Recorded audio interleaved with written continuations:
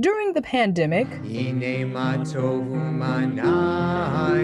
watching a religious service online If you want him to guide you, if you want him to teach you. became as easy as streaming your favorite show. As COVID-19 shutdowns increased, many places of worship made the digital switch, allowing congregants to worship at home.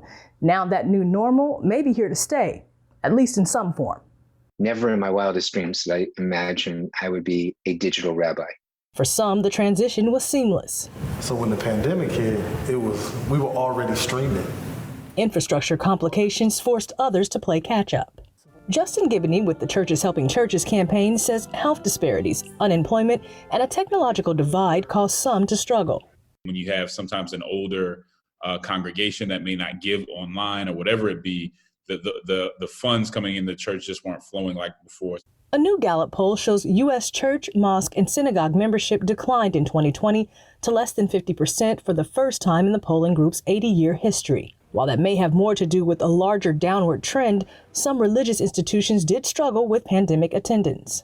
What we found is that 1 in 5 Americans who attended church before the pandemic has never attended church during the pandemic, either in person or digitally. But that wasn't the case for every church and every synagogue.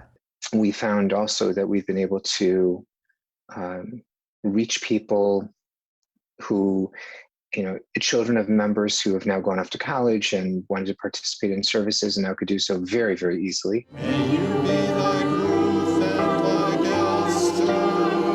To maintain a sense of community and keep people engaged, Rabbi Paul Cohen of Temple Jeremiah says the Illinois synagogue revamped the experience. In Judaism, we call it visual tefillah. Tefillah is the Hebrew word for prayer, so visual prayer. So having images that complement the prayer that's being shared at a given moment. This message goes deep. The Potter's House, a church in Dallas, also made changes, including the addition of a virtual congregation via an interactive screen. We already had an online presence, a pretty robust online presence, but we had to actually take it up about 5 notches in reference to literally going virtual. The church has been hosting conferences for years on practical ways to make the digital switch and says now is the time to consider gradual upgrades, even if it starts with a smartphone and a tripod. We have no idea what's going to go on with the vaccine, how long it's going to last. Will we need to have another booster? It just makes all the sense in the world to invest in some type of infrastructure. Because like school and work, a hybrid future may be inevitable.